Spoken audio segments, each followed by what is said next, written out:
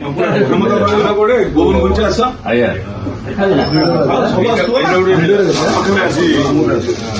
ଦେଖିଦିଅ ଆଜି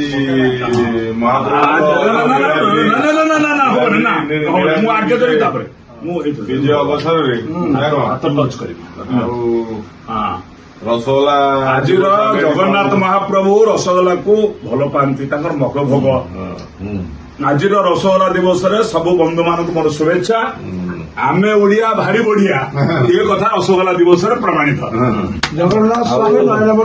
ଲକ୍ଷ୍ମୀଙ୍କ ମାନବନ୍ଧନ ପାଇଁ ରସଗୋଲା ଲକ୍ଷ୍ମୀଙ୍କ ମାନବନ୍ଧନ ପାଇଁ ଜଗନ୍ନାଥ ଲକ୍ଷ୍ମୀକି ରସଗୋଲା କହିଥିଲେ ବୋଲି ରସଗୋଲା ଯାହା ଫଳରେ ଆଜି ବଙ୍ଗାଳୀ ରସଗୋଲା ଭୋଗ ଓଡିଶା ଗୋଟେ ମିଠା ରସଗୋଲା ଓଡିଶାର ପ୍ରସ୍ତୁତ ଖାଇଲେ ଓଡିଶା ଖଣ୍ଡେ ଖଣ୍ଡେ ଖାଇ ଦଉଛନ୍ତି ସେ ଯୋଉ ପ୍ଲେଟଟା ଲକ୍ଷ୍ମୀଙ୍କ ମାନବନ୍ଧନ ପାଇଁ ରସଗୋଲା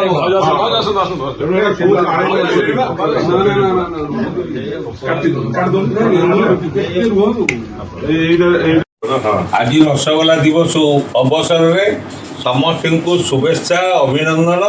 ଆମର ଗର୍ବ ରସଗୋଲା ଏବଂ ଜଗନ୍ନାଥଙ୍କର ଅତି ପ୍ରିୟ ରସଗୋଲା, ଲକ୍ଷ୍ମୀଙ୍କର ଅତି ପ୍ରିୟ ରସଗୋଲା। ତେଣୁ ଓଡ଼ିଶାର ହେଲା ରସଗୋଲା। ଓଡ଼ିଶା ଜନତା କଂଗ୍ରେସର ନେତା ଆମ ସାଙ୍ଗରେ ଅଛନ୍ତି, ତତ୍ସହିତ ସମସ୍ତ ବୁଦ୍ଧିଜୀବୀ, ବ୍ୟାସ ନାଗରିକ, ଓକିଲ ବନ୍ଧୁ ସବୁ ଅଛନ୍ତି।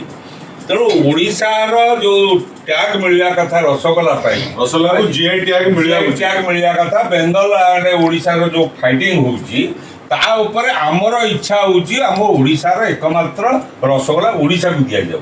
ଆ ଉପରେ ଓଡ଼ିଶା ସରକାର ସ୍ୱର କମ୍ ଉଠାଉଛନ୍ତି। ଓଡ଼ିଶା ଜନତା କଂଗ୍ରେସ ଆ ଉପରେ ସ୍ୱର ଟିକେ ଉଠଉ ବୋଲି ଆମେ ଆଶା ରଖିକି ରସଗୋଲାକୁ ଧନ୍ୟବାଦ ଓଡ଼ିଶାର ବୋଲି ସେ ଆଜି ପ୍ରଭୁ ଜଗନ୍ନାଥ ଓଡ଼ିଶାର ଆରାଧ୍ୟ ଦେବତା ନୁହନ୍ତି, ସାରା ବିଶ୍ୱର ଆରାଧ୍ୟ ଦେବତା। ସେ ବହୁତ ଭଲ ପାଆନ୍ତି ରସଗୋଲା, ତାଙ୍କର ନାମରେ ନାମିତ ହୋଇ ଆଜି ରସଗୋଲା ସାରା ଭାରତବର୍ଷରେ ଆମେ ଯେଉଁଟା ସମୁଦି କହିଲେ ପ୍ରଥମେ ଟ୍ୟାକ୍ସ ବାର ଆସୋସିଏସନର ସଭାପତି ଆଜି ଏ ଯେଉଁ ସମସ୍ତେ ଏକତ୍ରିତ କରିଛନ୍ତି ତାର କାରଣ ହେଉଛି ଜଗନ୍ନାଥ ଓଡ଼ିଆ ଜାତିର ଓଡ଼ିଆ ନା ଆମେ ଓଡ଼ିଆ ଭାରି ବଢ଼ିଆ ସାରା ବିଶ୍ୱରେ ଏ ବାର୍ତ୍ତା ଟିକେ ଦେବା ପାଇଁ ଆମେ ସମସ୍ତେ ପ୍ରୟାସ କରିଛୁ। ତେଣୁ ସେଥିପାଇଁ ମୁଁ ଧନ୍ୟବାଦ ଦେଉଛି। ଆଜି ପ୍ରଭୁ ଜଗନ୍ନାଥଙ୍କୁ ଆମେ ସମସ୍ତେ ରସଗୋଲା କହିଲେ, ସମସ୍ତଙ୍କୁ ସମ୍ମାନିତ କଲେ।